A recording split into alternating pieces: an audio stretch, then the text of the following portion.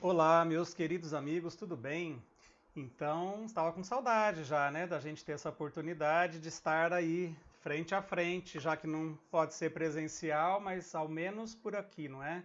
A gente pode travar esse contato tão bacana, tão fraterno, tão gostoso.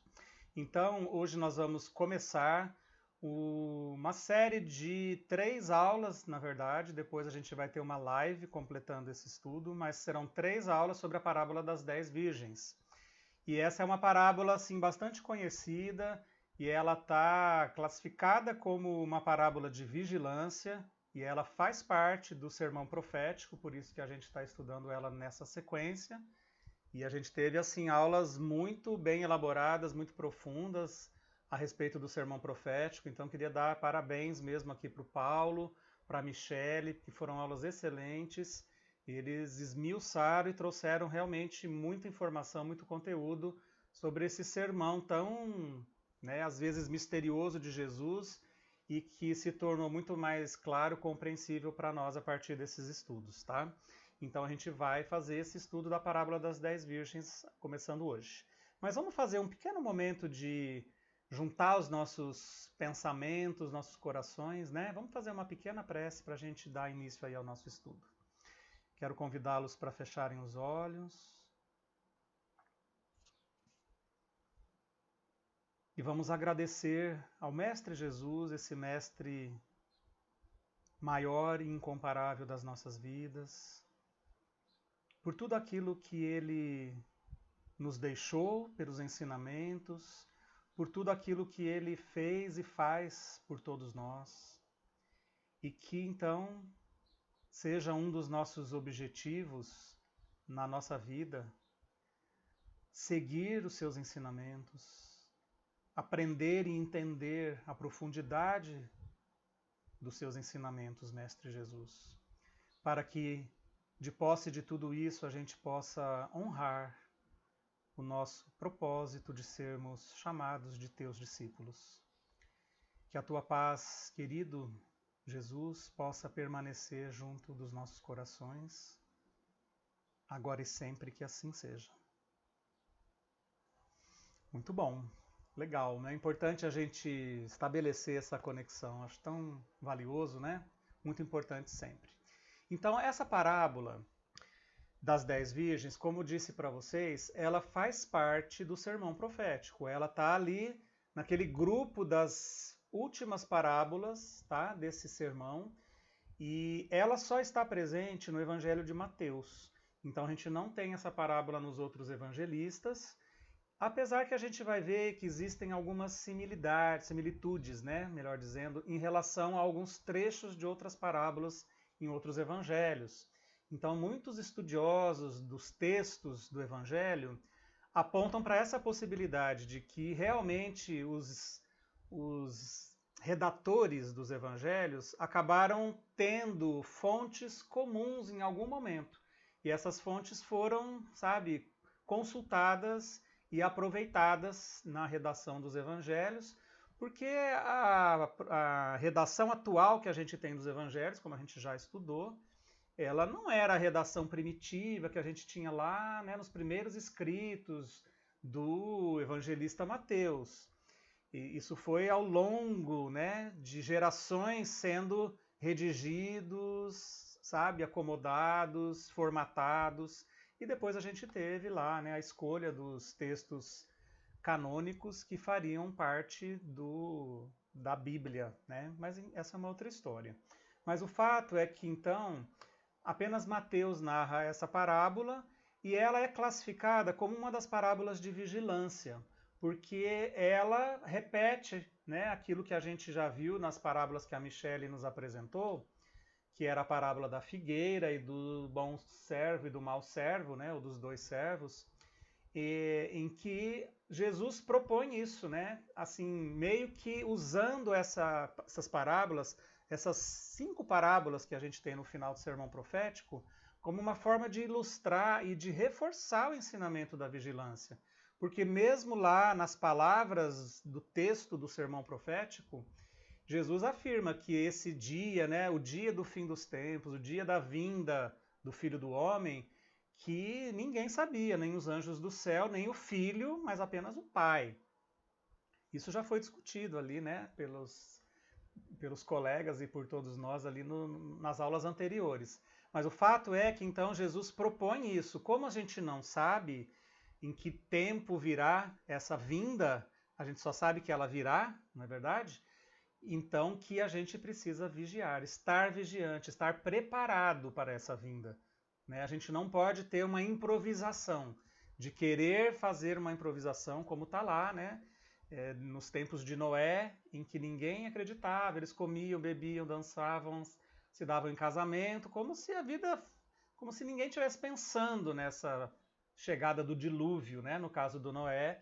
E aí, quando Noé entrou na arca e começou a chover, que eles lembraram das advertências que Noé fazia, do convite que Noé fazia para a mudança.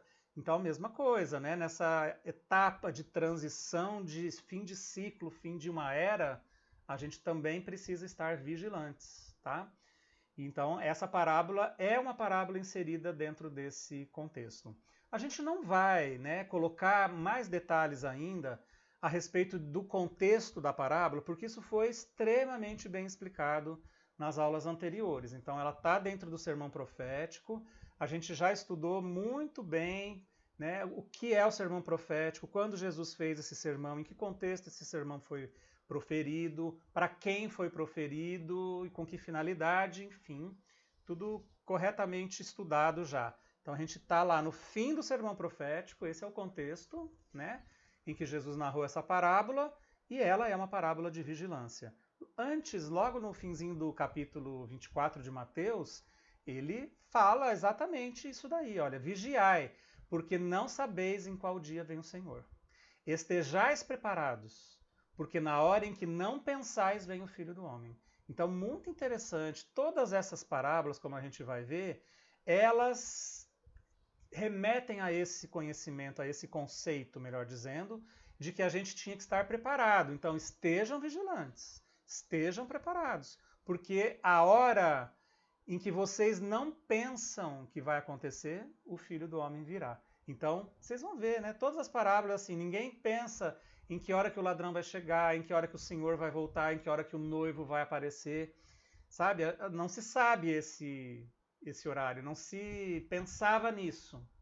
Então, estar vigilante é estar preparado, tá? E a gente vai ver como é interessante essa parábola. É uma parábola até com muitos elementos, principalmente Jesus usa mais uma vez, na sua grande sabedoria e na sua grande pedagogia para nos narrar as parábolas, ele usa mais uma vez um contexto da vida cotidiana do povo do Oriente naquela época. Ele vai falar sobre um casamento, as bodas, tá? Então, as 10 virgens é uma parábola que fala de um casamento. Então, vamos lá. Eu vou colocar alguns slides aqui, que a gente acha na internet, não é o texto original, mas tudo certo, né? Então, a parábola começa assim: o reino dos céus é semelhante a 10 virgens que, né, iam esperar o noivo na casa dele e tudo mais. Então, essa narrativa de Mateus, começar um trecho, uma perícope, uma parábola, colocando isso, né, o reino dos céus é semelhante a, é muito característico da redação desse evangelho, tá? Quando a gente vê várias parábolas começarem assim. Então ele diz que o reino dos céus é semelhante a 10 virgens ou 10 moças que esperavam o noivo, 5 eram tolas e não tinham óleo sobressalente nas suas lâmpadas, 5 eram sábias porque elas levavam óleo de reserva. Muito bem. Aqui está trocada essa ordem, viu? Então, beleza. O que aconteceu? Elas foram aguardar o noivo, tá? E chegando lá, o noivo começou a demorar, elas adormeceram. Elas dormiram. E quando foi à meia-noite, se escutou um grito dizendo assim: eis o noivo, saiam para recebê-lo. E elas, que tinham essa função de recepção, foram lá atrás do noivo, né? Chegou a meia-noite, escutaram esse clamor, esse grito: o noivo está chegando, venham se encontrar com ele, né? E elas tinham, como o noivo tinha demorado, era meia-noite, essas 10 moças tinham cochilado, elas tinham pego no sono. E quando elas acordaram, elas viram que as lâmpadas tinham se apagado e que elas precisavam pôr mais óleo para acender de novo a lâmpada e ficarem lá na recepção do noivo. As 5 prudentes tinham levado óleo extra. As 5 virgens imprudentes não tinham levado suprimento extra de óleo. E elas pediram então para as outras 5 um pouco de óleo para colocar nas lâmpadas, nas lamparinas. Mas as 5 que tinham levado suprimento de óleo falaram assim: não, a gente não vai te dar, senão nós vamos ficar sem também, todo mundo vai ficar sem. E elas falaram: vão ali, tentem correr para comprar de alguém esse óleo. E as 5, então, que não tinham levado o óleo sobressalente, saíram correndo em busca de comprar um óleo. E nesse momento, enquanto elas estavam fora, o noivo chegou, toda a comitiva chegou, e eles entraram com as 5 virgens prudentes que estavam na porta. Todo mundo entrou, os convidados entrou, a festa ia começar e a porta foi fechada. As 5 conseguiram, as 5 insensatas conseguiram suprimento de óleo. Aí elas chegaram, bateram na porta e chamaram: Senhor, Senhor, abre-nos a porta. E em resposta, ele disse: em verdade vos digo que não vos conheço. E não abriu a porta, supostamente. A parábola termina assim, e a última frase da parábola, o último versículo é assim: olha, vigiai, pois não sabeis o dia nem a hora. Então, mais uma vez, Jesus repete o ensinamento. Vigiai, pois não sabeis nem o dia nem a hora. Muito bom. Então, essa é a parábola, tá? A gente costuma dividir, quando é possível, e quando a gente tem bastante elementos no texto das parábolas, a gente divide o estudo assim, olha, na primeira parte, que é o que a gente vai fazer hoje, os aspectos do contexto da parábola, porque é tão importante, né? Saber em que momento Jesus trouxe aquele ensinamento, o que tinha acontecido antes, para quem que Jesus estava pregando, onde Jesus estava. Tudo isso é importante, sabe? Tudo isso faz com que a gente tenha um entendimento mais profundo realmente do ensinamento. A Michelle colocou isso, né, na aula passada e eu achei super importante, porque é verdade, né? A gente só querer interpretar o ensinamento final, aquele versículo, aquela linha, como o ensinamento último daquele trecho, daquela parábola, tudo bem, é o que vai ficar. Mas esses detalhes com que Jesus narrou, né, com que os evangelistas colocaram, com que o texto nos apresenta, esses detalhes fazem a gente gravar, quem sabe melhor, o ensinamento e aprofundar o entendimento do que realmente Jesus quis dizer quando ele disse determinadas palavras, tá? Então, hoje nós vamos estudar o contexto, já não, porque, como disse para vocês, o contexto foi muito bem apresentado já, né? A Michelle esmiuçou super bem todos esses detalhes, o Paulo também. Então, a gente já sabe o contexto que é dentro do sermão profético, lembrem disso. Então, recordem lá quando que Jesus falou, para quem ele estava dizendo, o que ele foi explicado todo nesse sermão. Aqui a gente vai trabalhar mais os aspectos culturais, então.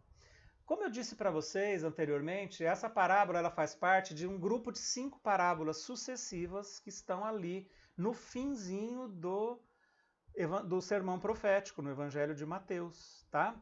Essas parábolas são as seguintes, olha.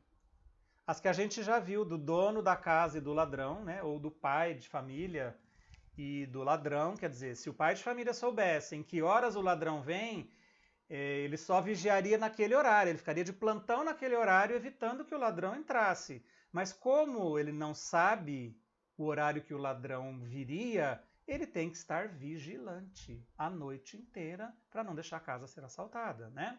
A segunda parábola, que é a do servo e seu senhor, então é a parábola do mau servo, tá? Aquele que o senhor confiou, né, os outros servos e a propriedade, ele bateu nos outros servos, saiu para beber com as outras pessoas, e ele não imaginava que o senhor das terras voltaria, e ele voltou no momento em que ele não esperava, tá? Então esse foi o mau servo, né? Hoje a gente está estudando as virgens e o noivo, a parábola número 3 dessa sequência.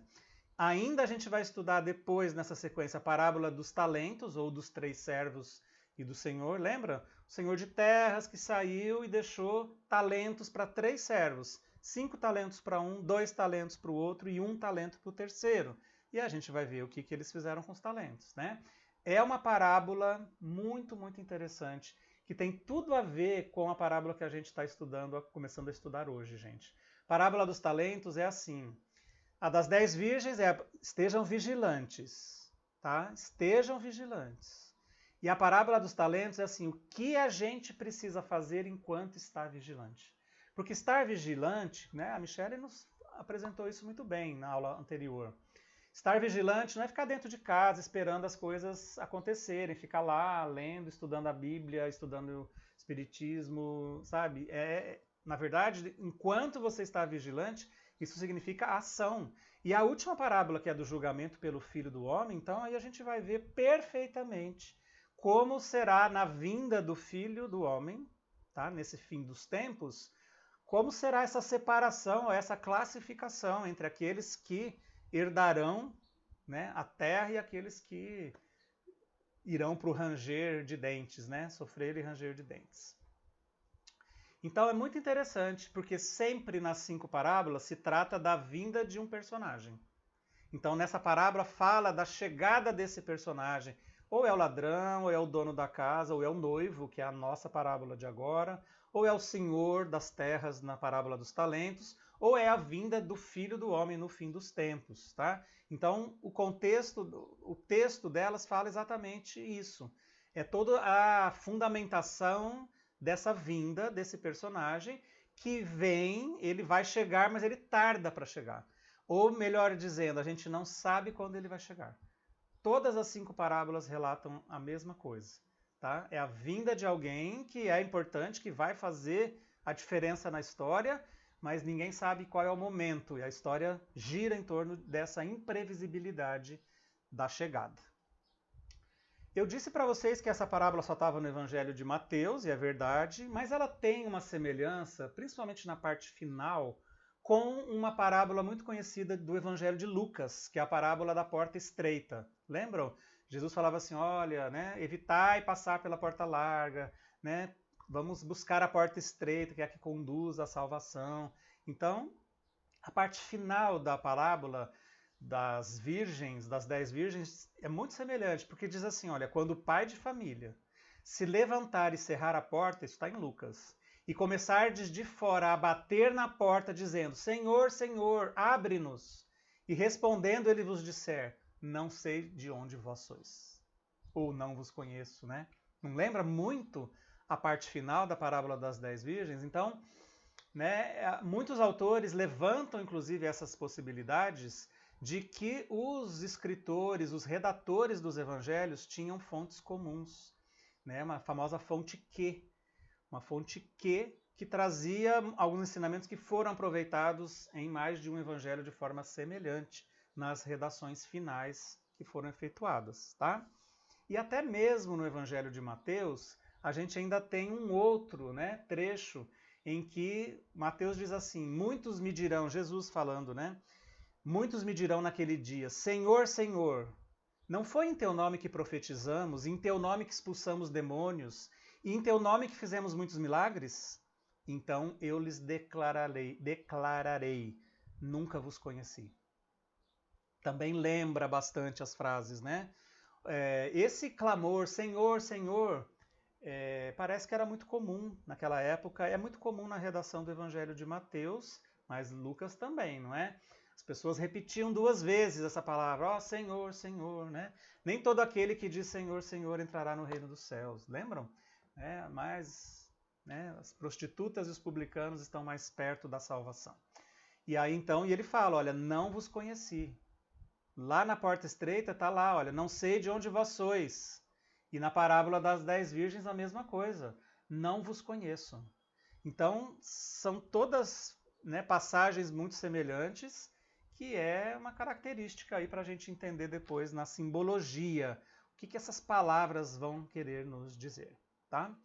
Hoje, então, a gente vai tentar entender também um pouco mais em detalhe como eram os aspectos culturais dos casamentos, porque afinal, Jesus está falando sobre um casamento. Está falando da chegada de um noivo, está falando das 10 virgens que eram uma espécie de madrinhas de casamento.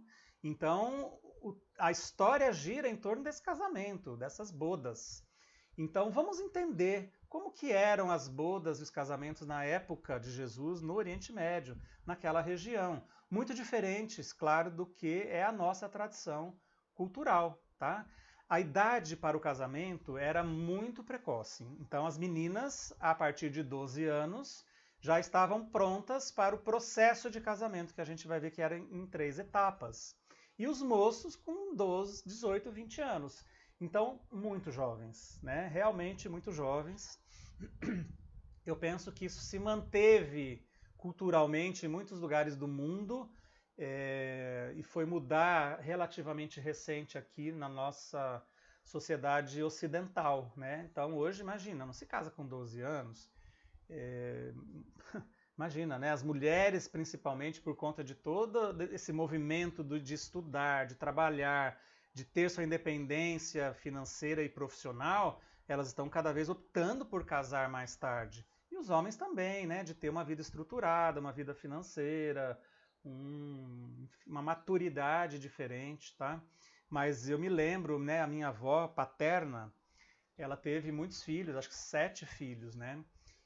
E uma das filhas estava com 17 anos e ela arranjou um casamento para a menina, porque ela falou assim: como assim você não casou? Com 17 anos você está solteira, você está ficando velha para casar.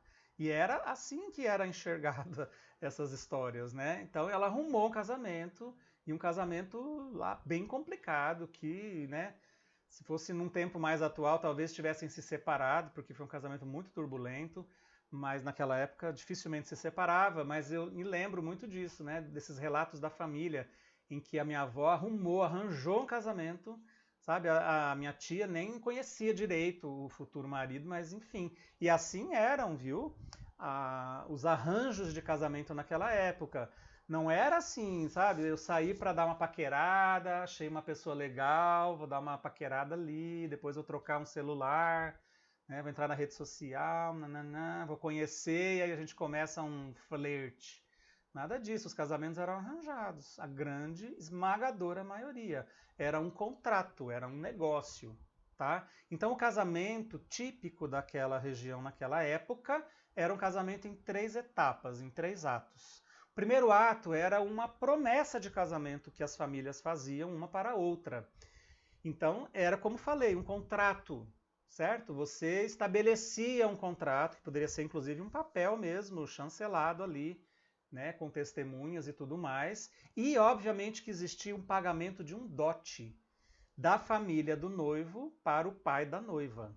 Então vejam como até nisso era um comércio, era um negócio, certo? Então beleza, vamos arranjar um casamento. Pode ser que eu conhecesse a outra família ou não, mas enfim, né? Era interessante comercialmente, financeiramente para ambas as partes. Então se contratava isso. Não importa se a filha e o filho, se o noivo e a noiva se conheciam, iam se gostar ou não iam se gostar. Não tinha essa. Era determinado, você tinha que acatar a decisão, casar, pronto, acabou, né? Então envolvia essa primeira etapa, que era uma promessa de casamento. Uma segunda etapa, que a gente chamava de noivado, né? Então aí sim havia, obviamente, a participação do noivo e da noiva, eles já estavam ali se conhecendo, trocando votos de verdade, então bacana, né? A gente vai se casar, eu quero te conhecer, eu quero aprender quem você é, os seus gostos, né? Quero aprender a te respeitar, quero que você me obedeça, aquelas histórias, né, que tinha lá de marido e mulher. Troca de presentes, sabe? Então, isso era muito valorizado. Tanto o dote como os presentes de noivado eram muito valorizados e realmente, né, principalmente a família do noivo presenteava muito a família da noiva, tá? Ou eram joias, ou eram objetos de valor na época, roupas, sabe? E até mesmo propriedades, pequenas propriedades, né? Então acontecia muito essas trocas, tá? Dos votos, os noivos começavam a se conhecer mais, a conviver mais, mas aí realmente o casamento se efetivava, né? Eu não vi nada de questões legais, tá? Mas provavelmente devia existir algo que seria semelhante ao nosso casamento civil.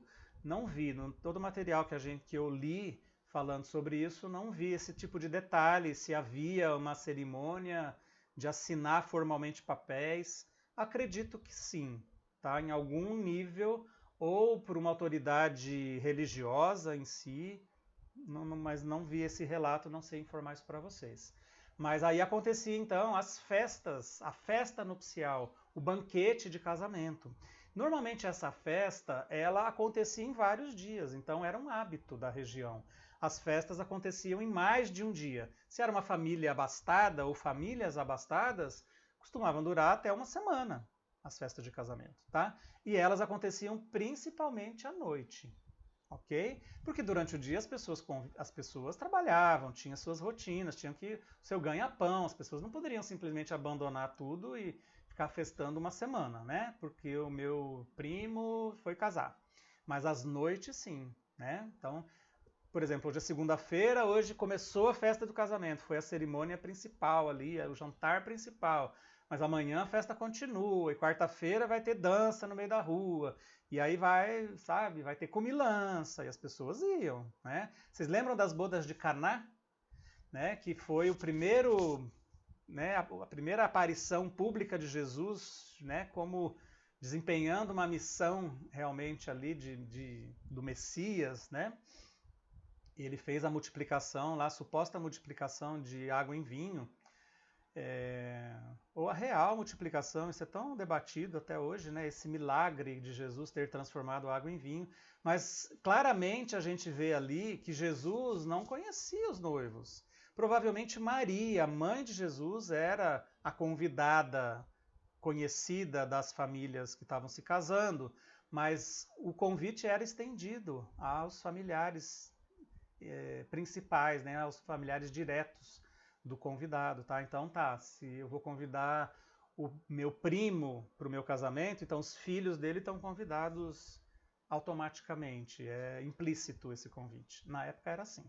Então eram grandes festas, tá? Duravam vários dias, né, como eu falei, e normalmente eram os meses de verão, porque eram os meses de calor. Aquela região é muito caracterizada por estações marcadas, né, de verão e inverno. Então no verão é bem quente, mas as noites são agradáveis, e no inverno é frio, mas a noite é muito fria. Então como as festas eram à noite, tá, eles escolhiam preferencialmente a época do verão, e também porque recebiam convidados de fora, né, pessoas que vinham de longe, então às vezes elas se deslocavam, pelo menos para o dia inicial, a festa, o jantar principal, que era, né, onde juntava o maior número de pessoas e das mais próximos do casal, então vinham pessoas de fora. Às vezes as pessoas voltavam, não ficavam todos os dias, mas as festas eram à noite, tá bom? Aí entra em questão a presença das 10 virgens, né? Então a palavra que se usa para designar essa virgem é Parthenon. E muitos tradutores, né, explicam essa palavra como sendo assim: Parthenon no Evangelho significa uma jovem moça, supostamente virgem. Tá? Então era uma jovem moça que essas 10 jovens, essas 10 moças, elas representavam um cortejo de madrinhas da noiva. Então provavelmente escolhas da noiva, tá? E elas iam fazer assim, como se fosse uma comitiva de boas-vindas, de chegada no momento da festa, do jantar principal, naquele dia da celebração.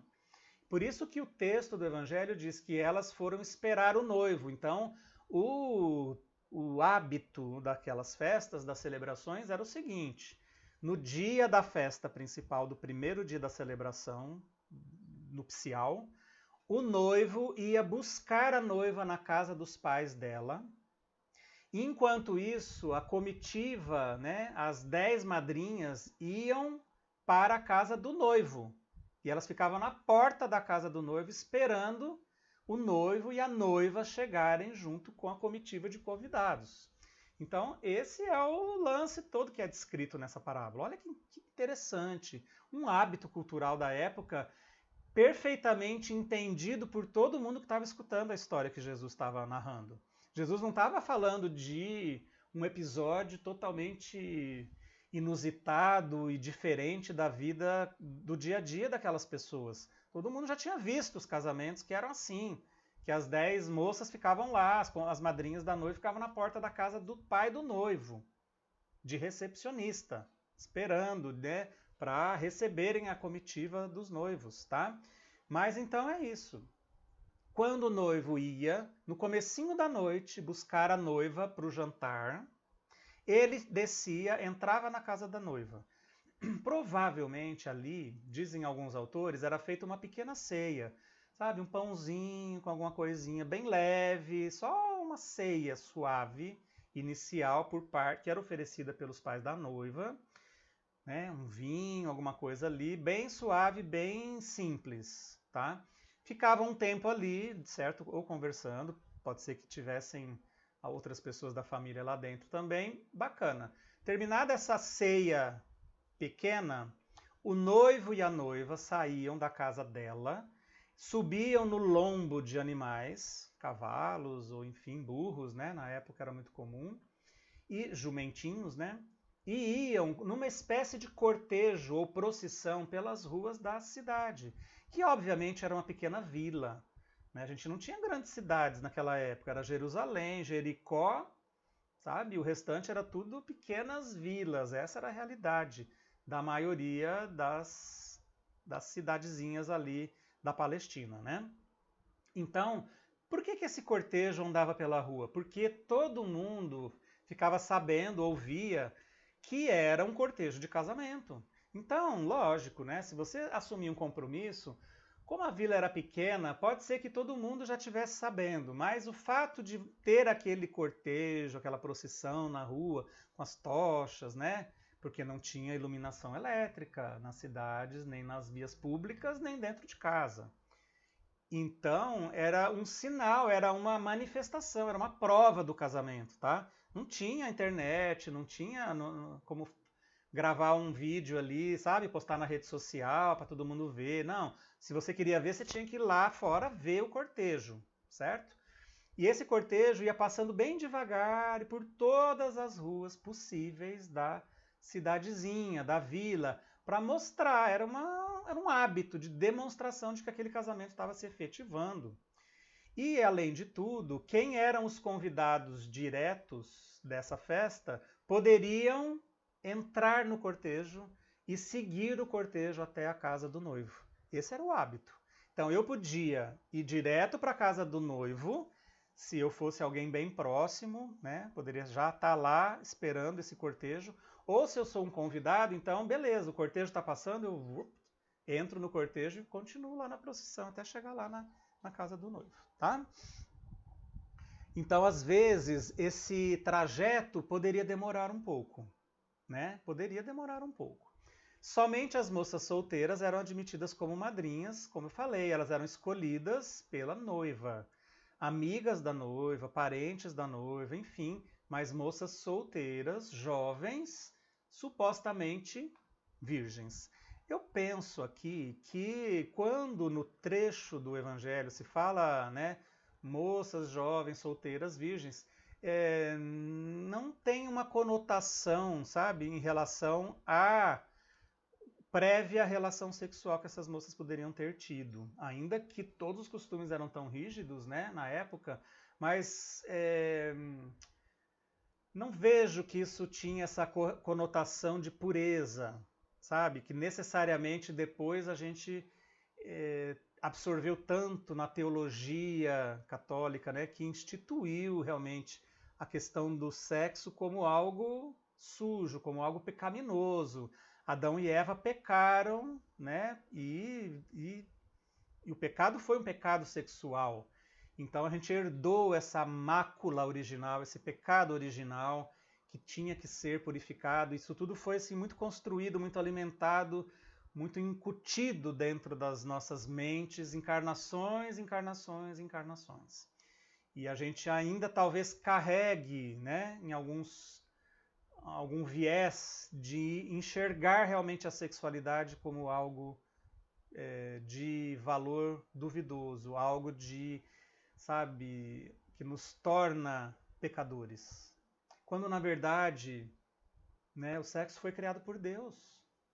Se fosse pecado, se fosse motivo de queda, se fosse motivo de perdição, Deus não teria criado.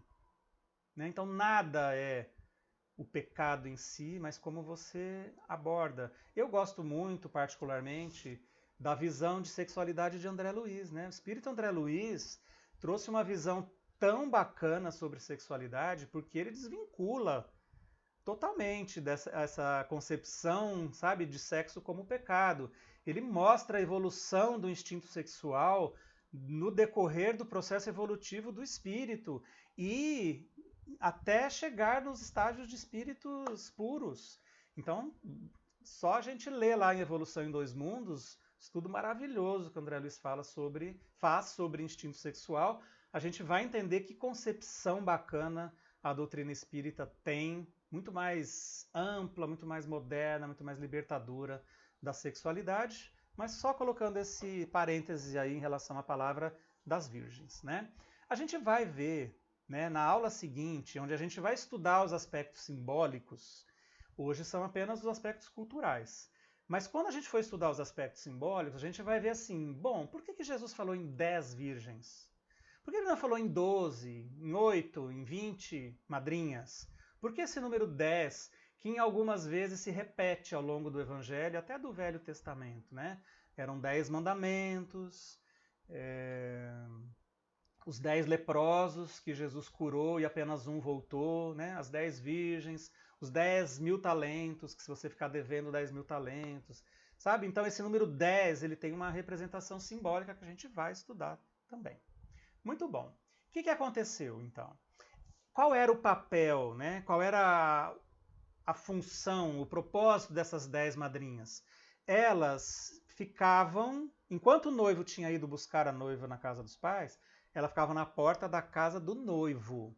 Elas seriam uma recepção para o noivo, tá? Porque imagina só, o noivo viria carregando com a noiva pelas ruínas da cidade, eles iam chegar na porta da casa onde o casamento ia ser celebrado, e iam ter 10 madrinhas, 10 moças, amigas, com lâmpadas acesas, lamparinas, melhor dizendo, acesas, e ali era uma recepção, tinha luz, tinha claridade, era uma festividade, afinal. Então essa era a função das 10 virgens, aguardar a chegada do noivo e da noiva e do cortejo com as lamparinas acesas.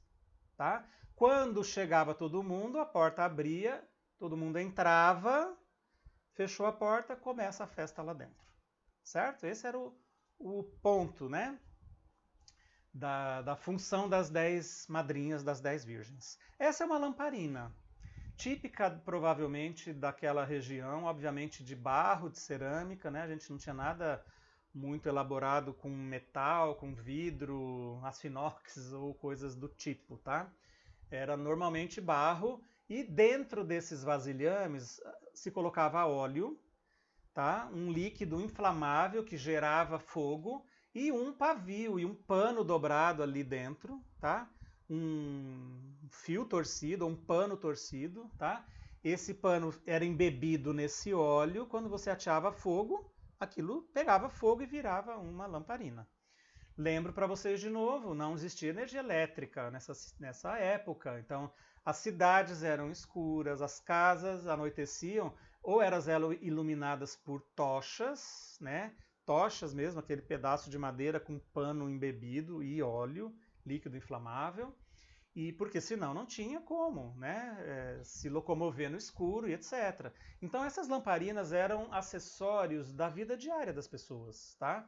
Realmente todo mundo tinha isso para se locomover à noite, para realizar alguma atividade à noite. Principalmente para as mulheres, isso era um acessório super importante, especialmente se elas tivessem que se deslocar pela rua à noite. Então imagina só, uma rua totalmente escura, você, para se deslocar, não só para, né, enxergar o caminho, mas, sabe, assim, era uma questão de bom hábito para as mulheres. Porque o que faria uma mulher caminhar sozinha à noite, ou mesmo que tivesse mais alguém, sozinha à noite no escuro? Ela estaria querendo se esquivar de alguma coisa? Ela estaria querendo se esconder de alguém? Ela estaria fazendo algo reprovável que ela não queria ser descoberta? Então, as mulheres sempre carregavam essas lâmpadas à noite, por segurança delas, para elas não ficarem mal vistas, mal faladas, né?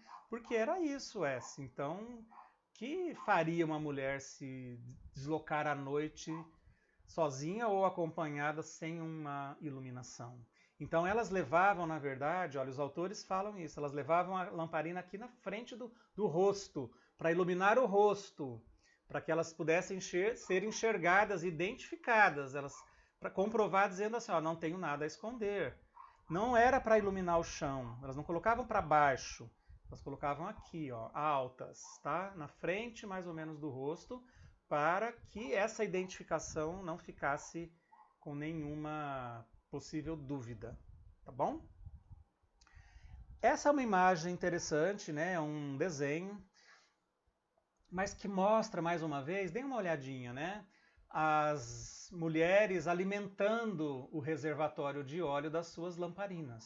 Então, o texto do Evangelho diz claramente que as virgens sábias ou as virgens prudentes, que eram 5, levaram nessa ida para a casa do noivo, elas levaram um suprimento de óleo. Levaram um vidrinho, um recipiente com óleo extra. Porque vejam bem na mão das moças, as lamparinas são pequenas, tá? Não cabe muito óleo ali. Então essa lamparina ela dura um tempo acesa que não é muito longo. Se você quer um tempo mais longo, que ela fique acesa, você tem que colocar mais óleo, porque ela vai consumindo todo o óleo, não é? Então esses reservatórios, que eram frasquinhos, né? Olha lá, tipo umas pequenas ânforas cheias de óleo extra. Provavelmente o óleo que se usava nessas lamparinas é o azeite de oliva, porque as oliveiras, os pés de oliveira que dão azeitona, que você prensa e dá um azeite de oliva, eram muito comuns, né? A Palestina era a terra das oliveiras. Jesus ia para o Monte das Oliveiras, não é? Logo em seguida do sermão profético, quando ele foi para o Sermão das Oliveiras e foi preso, né? Era o Monte das Oliveiras. Jesus foi muitas vezes ali, ao lado do Templo de Jerusalém, né? Do lado de fora. Então, muito legal, porque provavelmente era um óleo barato, tá? Era algo do dia a dia que eles usavam mesmo para cozinhar e usar na iluminação. E aí, então, interessante o relato do Evangelho, porque diz assim, que as 10 virgens, as 10 madrinhas, como o noivo estava demorando muito, elas adormeceram. As 10 adormeceram. E quando foi à meia-noite, um grito se ouviu. O noivo chegou, né? Tô lendo aqui, olha. À meia-noite ouviu-se um grito. Eis o noivo, saí ao seu encontro. Então, o pessoal falando, né? De certo tinha mais gente ali. Mais gente que não estava tão perto da porta da casa do noivo. Mais gente que foi vendo que a comitiva estava chegando. Então, eles gritaram, eis o noivo. Então, elas tinham que levantar. Elas acordaram, levantaram. Tinham que acender de novo as lamparinas, porque as lamparinas tinham se apagado depois de tanto tempo. E aí, então, que se deu o fato marcante da parábola, não é? 5 virgens que eram prudentes tinham levado óleo extra num frasquinho e as 5 insensatas não tinham levado. E aí, quando elas tiveram que acender, as 5 prudentes acenderam e as outras pediram um pouco de óleo para as outras 5 que tinham, mas elas disseram assim, olha, a gente não pode dar, porque se eu der para você, todo mundo vai ficar sem, não vai dar para ninguém. Então, saiam, dê um jeito de arrumar óleo, vão comprar óleo em algum lugar. E aí, o que aconteceu? Muito bom, mas você vai comprar óleo à meia-noite? Né? Em que lugar estaria aberto comercialmente numa vilinha tão pequena à meia-noite para vender óleo para essas 5 moças? Agora, muito provavelmente elas deveriam conhecer donos de locais que vendiam óleo, porque lá todo mundo se conhece nessas vilas tão pequenas. Então elas sabiam, ó, o seu João da venda mora lá, vamos lá que ele vai vender óleo para a gente, mesmo que seja agora, ele conhece a gente. Ou então elas conseguiram emprestado, não é esclarecido isso na parábola, tá? Mas o fato que elas também poderiam emprestar, né? Vou na casa de amigos, familiares e peço um pouco de óleo, encho e volto correndo. E foi o que elas fizeram, elas saíram correndo para pedir, conseguir esse óleo, não fala de que jeito. E aí, quando elas voltaram, a porta estava fechada, ou seja, o noivo tinha entrado com a noiva, com a comitiva, com as outras 5 madrinhas e a porta estava fechada. E a festa já tinha começado. Elas batem, insistem, né? Senhor, Senhor, abre-nos a porta. E lá de dentro o Senhor falou, não vos conheço. Né? Palavras duras, né, pessoal? A gente viu que em outros momentos do Evangelho, em Mateus, depois em Lucas, na porta estreita, né, os evangelistas falam, né, esse mesmo relato, né? Não apartai-vos de mim, não vos conheço. Tá? Então, bem interessante. As virgens são classificadas, né, pelo evangelista em prudentes ou sábias e em virgens loucas. Tem traduções que trazem loucas ou insensatas ou imprudentes ou virgens nécias. Né? Indivíduo nécio, aquele, né, despreocupado, aquele imprevidente mesmo, que não faz previsões, não se planeja. Então, muito interessante, porque também no Evangelho a gente tem uma outra passagem que a gente vê o evangelista Mateus classificando personagens com essas duas características, prudentes ou loucos. É na passagem que Jesus fala sobre construir a casa sobre a rocha ou sobre a areia. Está lá no capítulo 7 de Mateus. Então, ele, o evangelista, emprega a mesma designação. Né? Jesus fala assim, que a gente tem que construir uma casa sobre a rocha e não sobre a areia. Que aqueles que constroem uma casa sobre a rocha são sábios, prudentes. Quem constrói uma casa sobre a areia sabe que não tem base, é uma imprudência, é uma pessoa louca quem constrói uma casa sobre areia. Sabe que essa casa vai ruir, vai se desmanchar, não tem alicerce. Né? Então, esses aspectos todos de entender culturalmente, né, uma festa de casamento, o papel dessas 10 madrinhas, a história da lâmpada, então tudo isso é muito interessante da gente conhecer, porque vai dar mais elementos para a gente entender a interpretação simbólica que a gente vai entrar a partir da próxima aula, né? Então a gente já dei um spoiler aqui da questão do número 10, né? O número 10 é importante nessa parábola para a gente entender esse significado, por que não foi 7, 12 e 20, tá? A gente vai entender também uma coisa super interessante, já que é uma parábola de vigilância, já quero deixar isso para vocês pensarem. Então, se as 10 virgens tinham que ficar vigilantes, por que as 10 dormiram? Não é verdade? Elas não tinham que ter ficado acordadas, esperando o noivo, não é essa vigilância que Jesus propunha. Vocês lembram logo depois, quando Jesus foi para o Monte das Oliveiras orar, e lá ele foi preso, né, pelos soldados romanos, soldados lá daquele cortejo que foi lá prender ele colocou 3 discípulos de guarda, Pedro, João e Tiago, não é, se não me engano. E eles falaram assim, fiquem aqui vigiando enquanto eu vou ali orar. E ali ele fez aquela prece, né, espetacular que a gente viu, afasta de mim esse cálice. Ele suou sangue, conforme o relato de Lucas. E quando ele observou e foi lá ver os 3 discípulos, estavam dormindo. E aí Jesus falou assim, mas eu não pedi para vocês vigiarem aqui acordados enquanto eu estou lá orando. E os discípulos, Senhor, nem sei o que deu na gente, um sono incontrolável, mas pode ficar tranquilo que a gente vai ficar vigilante agora. E aí Jesus voltou para orar e eles dormiram de novo. Então eu fico perguntando para vocês, né? Como que Jesus classificou então essa vigilância que ele quis apresentar como conceito e ensinamento nessa parábola? Porque as 10 dormiram. não é? Poderia ter sido assim, as 5 vigilantes não dormiram e as outras 5 dormiram. Aí quando o noivo chegou, deu aquela correria toda e elas viram que estavam sem óleo. Então, onde está a vigilância nessa parábola, tá? E aspectos assim super importantes também que a gente precisa entender, que é a respeito do óleo, né? O que significa o óleo na lamparina? O que significa ter um óleo extra num recipiente para quando realmente o noivo chegou? O que significa a porta fechada quando as 5 virgens imprudentes voltaram, né? Qual é a interpretação que a gente precisa ter dessa porta fechada? E por que que elas clamaram, Senhor, Senhor, nós temos o óleo, a lâmpada está acesa, deixa a gente entrar na festa. E lá de dentro, o Senhor, ou o noivo, provavelmente, respondeu, não vos conheço. Claro que ele conhece, elas eram madrinhas da noiva. Claro que o noivo conhecia. Qual é o significado desse não vos conheço? Tá? Então vamos pensar. Isso é tudo que a gente vai estudar depois na aula número 2 dessa parábola, que são sobre os aspectos simbólicos. Tá?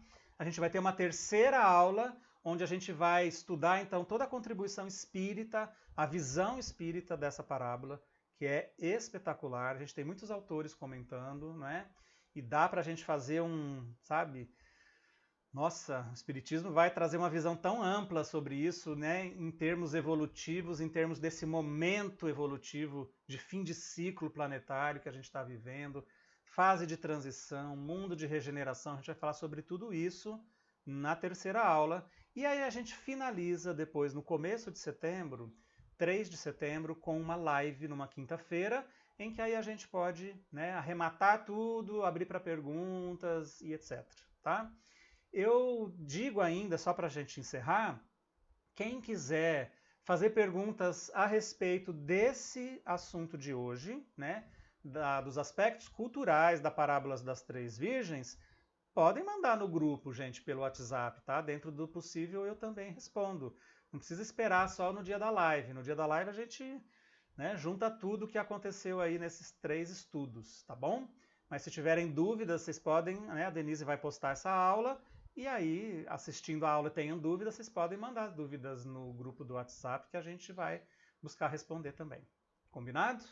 Então é isso. Obrigado pela atenção de vocês, pela companhia nessa aula. Nos vemos aí no próximo estudo, falando também sobre os aspectos simbólicos da parábola das 10 virgens. Um beijo para todos.